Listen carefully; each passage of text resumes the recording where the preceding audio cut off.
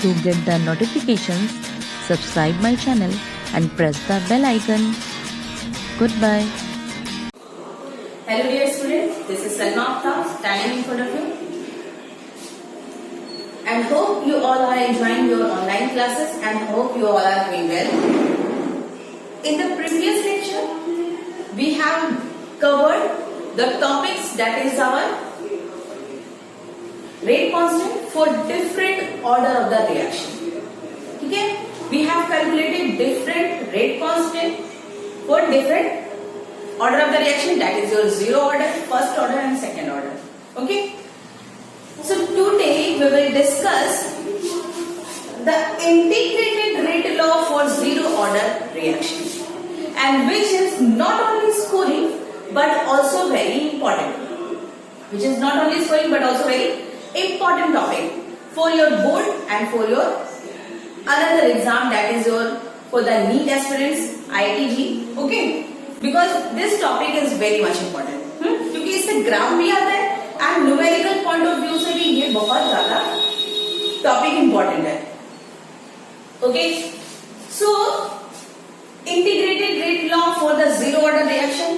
First of all just try to understand in the previous lecture क्या बताया था कि zero order reaction means rate is equals to K concentration to the power n. यही हम लोग का rate of the reaction is equals to a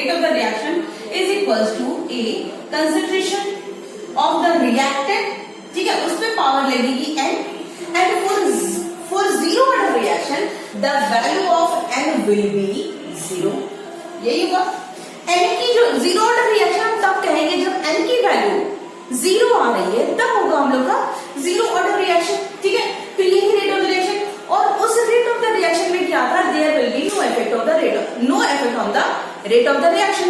अगर यहाँ पे इसकी कंसंट्रेशन ऑफ द ए की पावर 0 हो गई, then R is equals to K. ये था हम लोग का rate of the reaction. R is your rate of reaction. ठीक है, और K is your rate constant. And what is the unit of rate of reaction? Rate of reaction की unit क्या थी? मोल पर लीटर पर सेकेंड. यही था. तो रेट कांस्टेंट की वैल्यू हो जाएगी सेम. ये दोनों की वैल्यू क्या हो जाएगी? सेम हो जाएगी. ठीक है, और रेट ऑफ तो क्या हो गया? Rate of the reaction is equal to the rate of constant. So zero order reaction it means when the concentration will increase. अब जब जीरो ऑर्डर रिएक्शन है तो इट विल इंक्रीज. कितना भी हम concentration, suppose this is a reaction, ठीक है, A is converting into the product B. ठीक है, सपोज A की हम कंसंट्रेशन कुछ भी बढ़ा दें, कुछ भी कितना भी बढ़ाते जा रहे, इंक्रीज करते जा रहे, ठीक है, इंक्रीज करते जा रहे, then there will be no effect on the rate of the reaction. Concentration of the reactant हम इंक्रीज करते जा रहे हैं और रेट पे कोई इफेक्ट नहीं पड़ रहा. यही है मेरा जीरो ऑर्डर रिएक्शन. ठीक है, यही है मेरा zero order reaction. So any reaction, suppose A is converting into the product. ठीक है, तो इनिशियल जो है रेट ऑफ द इनिशियल जो है concentration of the reactant will be maximum. Initial concentration क्या होगा? बहुत ज्यादा होगा. और प्रोडक्ट की जो कंसंट्रेशन क्या होगी? That will be totally zero. वो क्या होगी? जीरो होगी. ठीक है, initial concentration. So at the time zero initial concentration. ठीक है, एकदम इनिशियल टाइम पे कंसंट्रेशन ऑफ ए, हम इसको मान के चलते हैं ए 0. ठीक है, कंसंट्रेशन अगर ऐसे ना लिखो भी, ऐसे लिख लो. ठीक है ना, प्रोडक्ट इसकी क्या हो जाएगी? कंप्लीटली 0. इसकी तो 0 होगी. इनिशियल जो है प्रोडक्ट की कंसंट्रेशन क्या होगी? 0 होगी. But at time interval T, ठीक है, at particular time interval T अगर आ गया, then so at time interval T the concentration of A is 80 और हम बी को मान लिए सपोज बीटी. ओके, ठीक है ना. वैसे जरूरत नहीं है बिकॉज ओवरऑल द सारा जो खेल है रेट ऑफ रिएक्शन जो है वो डिपेंड किस पे कर रहा है? It is depending on the concentration of the reactant. ठीक है, तो इससे कोई कुछ भी लिख दो, बी लिख दो, सी लिख दो, whatever you want to write, you can write. Okay, it doesn't matter. Concentration of the reactant आ गया। Now come to the rate of the reaction. अब आ जाते हैं, याद है rate of the reaction, rate of the reaction is rate of the reaction will be change in concentration upon change in time। यही था फॉर्मूला, या change in concentration upon change in time dx upon dt, यही था ना formula, ठीक है।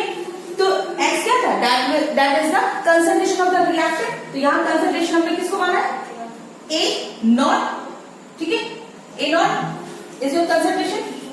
So change in concentration upon change in time, ये हो गया। Now why we have put the sign minus, negative, negative क्यों बनाया, because we know that change in concentration means final concentration minus initial concentration, ठीक है। Minus करेंगे हम लोग किसको, फाइनल कंसंट्रेशन से इनिशियल कंसंट्रेशन को माइनस करेंगे, और क्या होगा, इनिशियल कंसंट्रेशन तो मैक्सिमम होगा रिएक्टेंट के लिए, for the reactant the initial concentration will be maximum, but after the interval of time as the reaction proceed, the concentration of the reactant will decreases, or at the end of the reaction, when the reactant will consume, then the concentration will be zero। तो it means कि final जो concentration होगा that must be lesser than the initial concentration। तो final minus initial यानी कि laser minus मोर, ठीक है, laser कम से ज्यादा को माइनस करेंगे, दैट ऑब्वियसली वो क्या आएगा, नेगेटिव। और हमें पता है ऑलरेडी वी नो दैट कि रेट जो है, रेट किसी भी चीज की स्पीड कभी भी नेगेटिव नहीं आएगी। So to cancel out that negative sign, that negative we just put minus sign, ठीक है। या तो rate of the appearance, rate of the disappearance, rate of the appearance के केस में हम लोग क्या निकालते हैं, negative sign, and for rate of the disappearance के केस में पॉजिटिव साइन। तो वही चीज है, क्योंकि ये क्या हो रहा है, डिसअपीयर हो रहा है, ठीक है। ये थोड़ी देर के बाद क्या हो जाएगा, ये पूरी तरीके से खत्म, finish. So this will be the change in concentration B, A initial concentration, ठीक है, कंसंट्रेशन अपॉन टाइम, ठीक है, ये हो गया। This will be our first equation, ये फर्स्ट इक्वेशन बन जाएगा, ठीक है। Now come to the second equation according to the rate law expression. According to the rate law expression, उसके अकॉर्डिंग क्या था रेट का formula, rate law expression, rate of the reaction is equals to K A to the power concentration to the power 0 होगा यहाँ पर, क्योंकि we are using for the zero order reaction, ठीक है, zero order reaction, and is 0 for the zero order reaction, N की value 0, तो हो गया ये। It means R is equals to K for this equation, ठीक है। Now equating from both the equation, ये भी तो रेट है, ये भी रेट है, दोनों रेट है, ठीक है। This one is also rate, this one is also rate. Now equating both the equation, now equating both the equation,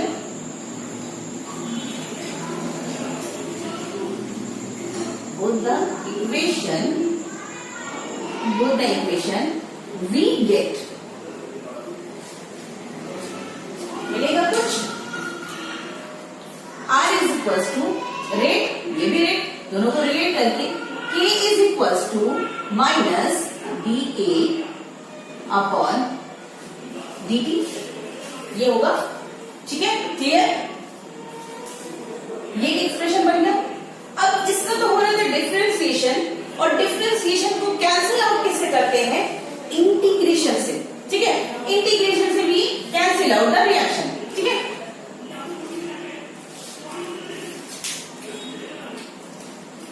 और इंटीग्रेशन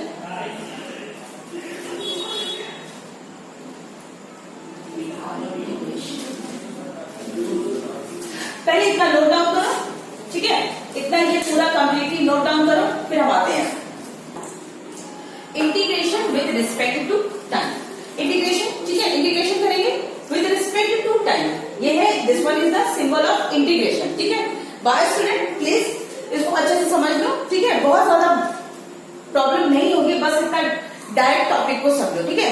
इंटीग्रेशन, अगर हम डिफरेंशिएशन कहीं पे किए हैं तो must we will do the integration also, so that we just cancel out both the properties, ठीक है। तो this is the symbol of integration, ठीक है। इंटीग्रेशन किसके रिस्पेक्ट में जाएंगे, we will do the integration with respect to the time. तो चलो इंटीग्रेशन करते हैं। Minus D A concentration upon D T with respect to, तो मल्टीप्लाई कर देंगे डी टी, ये हो गया के डॉट डी टी, ठीक है। ये हो गया डी टी कैंसिल, ठीक है, दिस विल बी कैंसिल। अब आ जाओ, ए इज इक्वल्स टू के डॉट डी टी, ठीक है। दिस इज द इंटीग्रेशन, ये हो गया dt कैंसिल हो गया, ये हो गया कि हम लोग का क्योंकि कांस्टेंट है वो बाहर निकल गया, ठीक है। नाउ अब इसके बाद में क्या था, हम लोग इंटीग्रेशन किसके लिए कर रहे हैं, we are doing the integration for the reaction which is converting into the product, और इसकी इनिशियल कंसंट्रेशन थी 0 और फाइनल कंसंट्रेशन, ये एट टाइम इंटरवल 0 पे इनिशियल कंसंट्रेशन 0 थी, और टाइम इंटरवल t अगर मान लिए सपोज, तो उसकी कंसंट्रेशन हम मान लिए 80, इसकी थी 0 और यहाँ पे इंटरवल टाइम उसकी भी मान लिए थे PT, ठीक है। ये था, तो ये इंटीग्रेशन करेंगे with lower limit to upper limit, ठीक है। ये टाइम का था, ये कंसंट्रेशन का है, ठीक है। ये इंटीग्रेशन हम कर रहे हैं टाइम के लिए, and this one we are doing for the concentration. तो किस, अब यहाँ पे क्या हो जाएगा, lower limit to upper limit, concentration की लोअर लिमिट यानी कि हो जाएगी इनिशियल कंसंट्रेशन ए नॉट और ये फाइनल कंसंट्रेशन 80, इसकी इनिशियल टाइम 0 और ये हो गया t।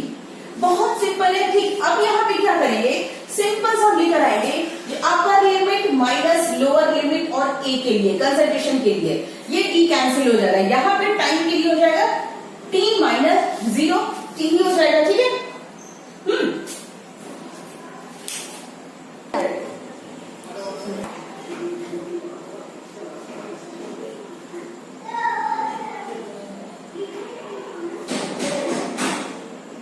Reaction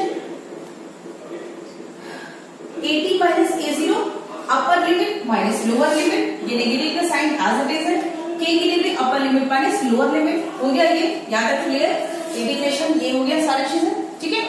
now if we put the sign minus 80 minus 80 plus A0 is equals to क्या हो जाएगा, ये k t, ठीक है, के टी, दैट्स इट। ये एक इक्वेशन बन गया, अगर इस इक्वेशन को सही से कर लो, A0 minus AT is equals to K T.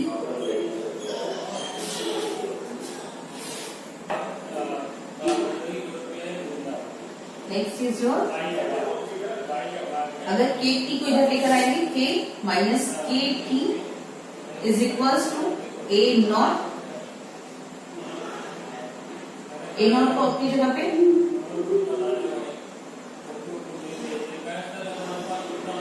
Minus K T equals to A T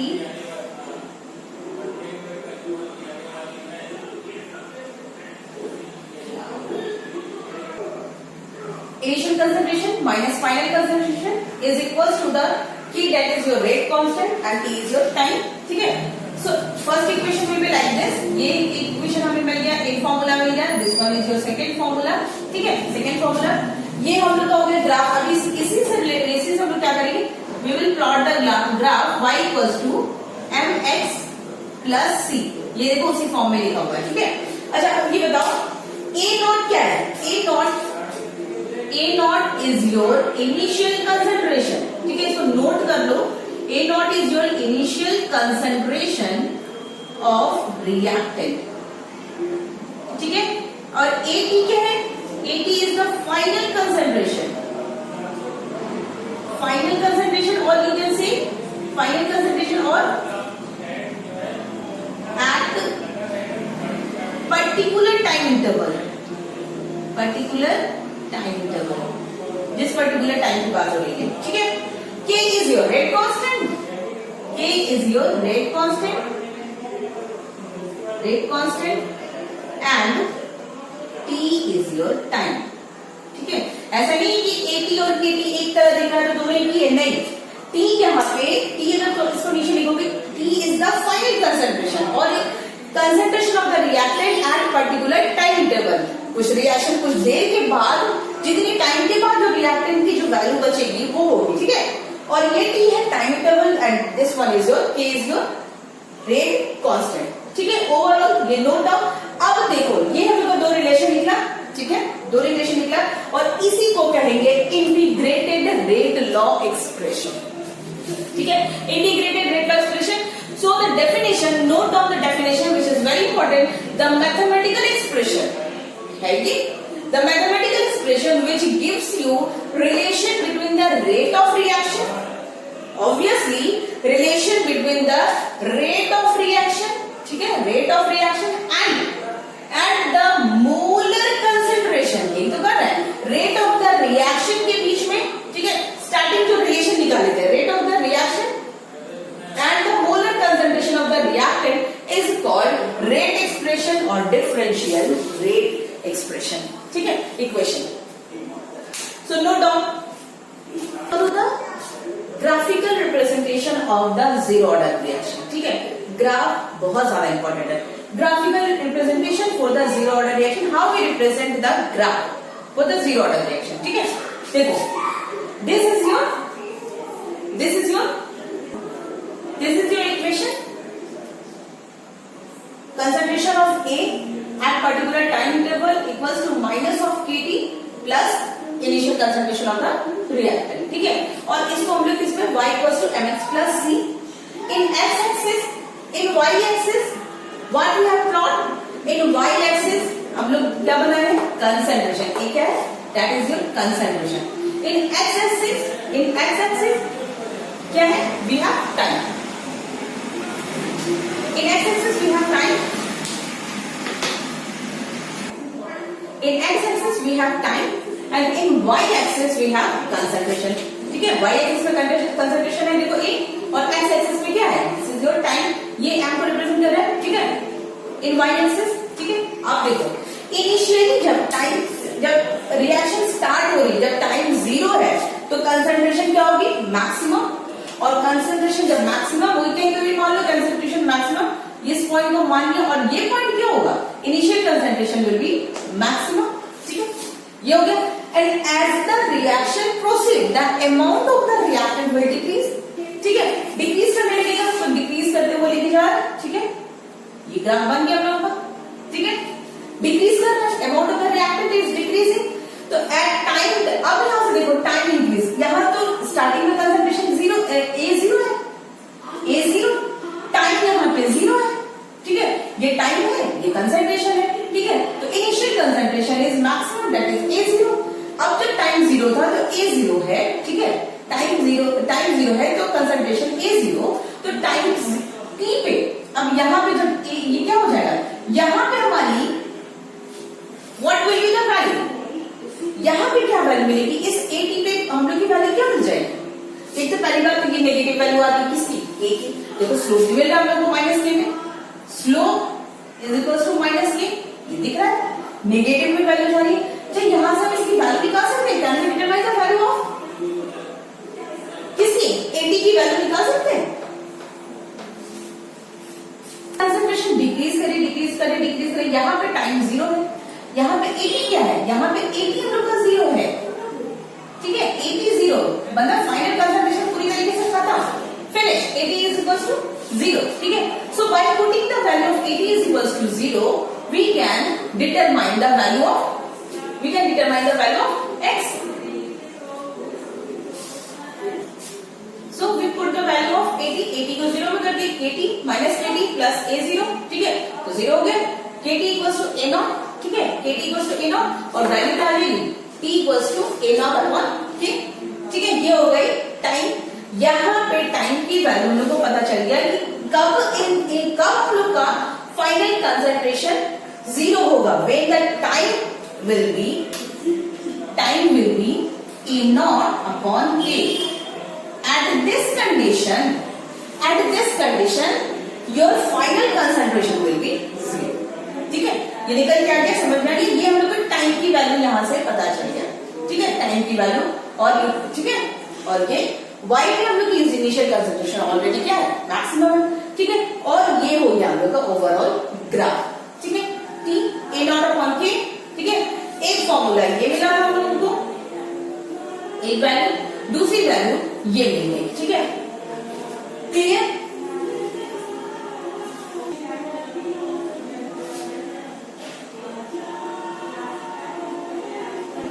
एक ग्राफ तो ये हो गई टाइम और कंसंट्रेशन के बीच में। If you plot the graph between the time and concentration, तो ग्राफ ये बनेगी, लेकिन वैल्यू क्या आएगी, स्लोप आएगी -b, ठीक है, ये बहुत जरूरी है, ठीक है। If you plot the graph for zero order reaction between the rate and concentration, if you plot the graph between the concentration and the rate, as the concentration increases for the zero order reaction, ठीक है, क्योंकि इसकी graph, ये same graph, ये सारे graph को अच्छे से याद करो, बिकॉज ये सारी graph you have to prepare for the zero order reaction, for the first order and the second order, ठीक है। इन सारे ऑर्डर्स के लिए ये ग्राफ आने वाले हैं, तो पहले जीरो ऑर्डर को अच्छे से समझ लो, अदरवाइज अगर यहाँ नहीं समझे तो in first order second order you will make confuse, ठीक है। तो यहाँ पे अच्छे समझ जाओ कि for the zero order reaction, अगर आज वी इंक्रीज द कंसंट्रेशन, ठीक है, कंसंट्रेशन को अगर इंक्रीज कर रहा है, then will it affect on the rate of the reaction? No, rate of the reaction will remain same. So overall, the graph for the rate of the reaction and the concentration, rate of the reaction will remain same. ठीक है, ये हम लोगों की graph, ठीक है। Now come to the T half, that is your half life time, ठीक है। ये तो T निकला था हम लोगों का यहाँ पर A नॉट अपॉन K, ठीक है, initial concentration upon rate constant for the zero order reaction, that is your कि T फाइनल टाइम कितना लगेगा to complete that, to proceed the reaction, ठीक है। ये ओवरऑल इसका मतलब है, ठीक है, कि एक रिएक्शन को कंप्लीट होने के लिए एक पर्टिकुलर टाइम इंटरवल पे कितना टाइम लगेगा, ठीक है। तो T equals to A not upon K। अब हम बात करेंगे half life, that is called as T half. तो हाफ लाइफ, ऑब्वियसली दिमाग में लॉजिक लगाओ कि अगर T हाफ है किसी के लिए, तो ऑब्वियसली उस कंसंट्रेशन, मतलब कि वो particular time, that particular time needed to complete, to proceed the half of the reaction. Reaction जब आधी हो जाएगी, रिएक्टेड की जो कंसंट्रेशन है that will become half, that is called as T half. तो आधा टाइम रिएक्शन को कंप्लीट कराने में हमें आधी कंसंट्रेशन खर्च हो जाएगी, रिएक्टेड की जो हाफ अमाउंट है वो हमारी यूज हो जाएगी, कंज्यूम हो जाएगी, ठीक है। तो T half, it is the amount of time that is required by the reactant to complete of the reaction, ठीक है, to complete is half of the reaction, ठीक है। Half life time, so note of the definition, it is the time required to complete the half of the reaction, or एक और definition, that particular time whose initial concentration will become half. Simple, बहुत easy सा है, simple सा है, just note down the definition, ठीक है। half life time का T half, ठीक है। अब आ जाओ, ठीक है, अगर इसके पहले मैंने जो नोट किया था कि T जो अभी नोट कर पाया था, ठीक है, कैलकुलेट कर पाया था कि वो पर्टिकुलर टाइम निकालने के लिए क्या फॉर्मूला आया था, A not upon K, that is initial concentration upon K, ठीक है। ये वो टाइम था जो कि कंप्लीटली रिएक्शन कंप्लीट करने के लिए जो टाइम लगा, कंप्लीट करने के लिए। सो एक लॉजिकल एक्सप्लेनेशन दे रहे हैं, इजी मेथड में करने के लिए T हाफ का फॉर्मूला आ जाएगा, यानी कि T हाफ, ऑब्वियसली आधी रिएक्शन हमें कंप्लीट करवानी है, we have to complete the half of the reaction, तो क्या हो जाएगा, ऑब्वियसली इनिशियल कंसंट्रेशन का हाफ होगा ना, A नॉट अपॉन 2K, ये होगा सिंपल, ठीक है। यही होगा कि T हाफ का फॉर्मूला है, ठीक है। ये हम लॉजिकल एक्सप्लेनेशन से तुम्हें बताएं, ठीक है। अब आ जाइए, एक तरीके से ट्रिक भी है, ठीक है, this is your short trick, ठीक है। अब जरा जो बुक में दी हुई है explanation, come to that point.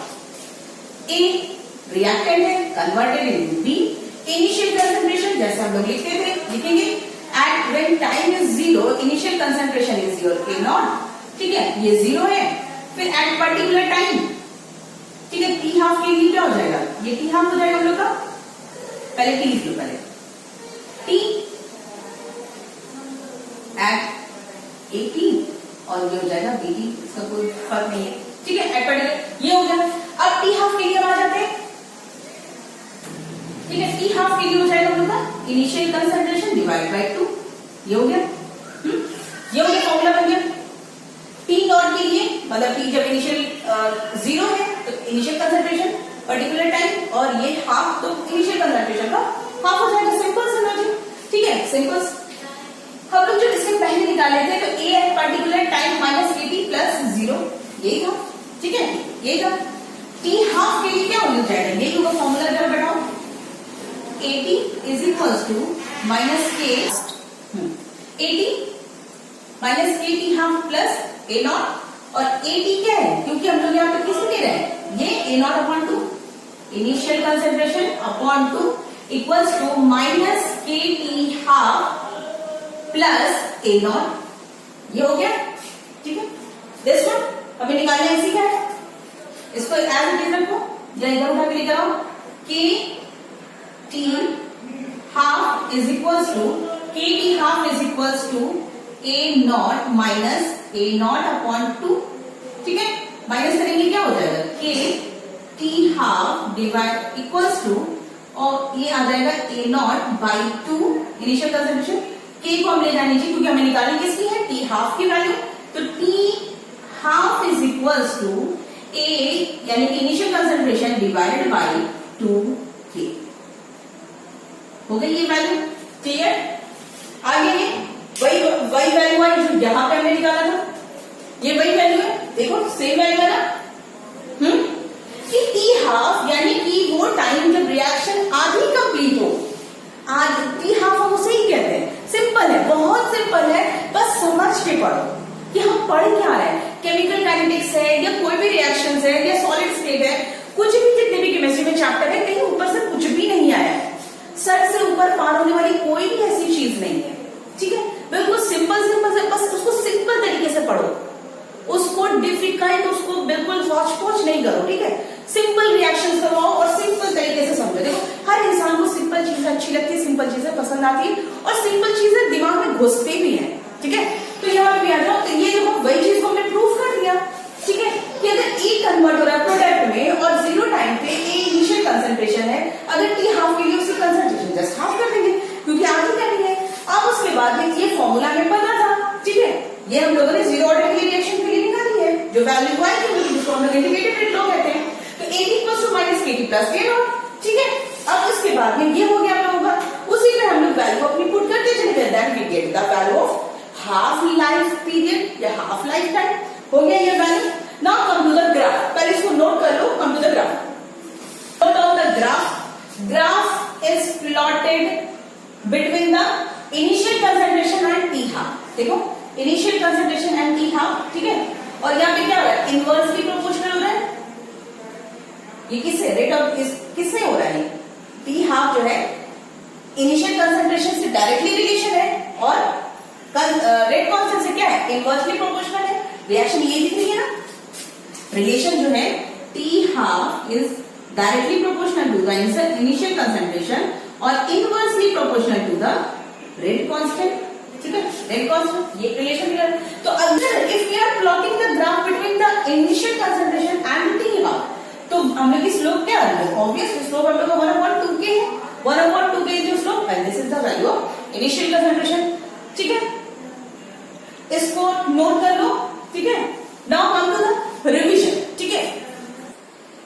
Well, so today we are stopping here, and today we have learned these things, that for zero order reaction these are the some formulas and these are some the graphical representation for the zero order reaction.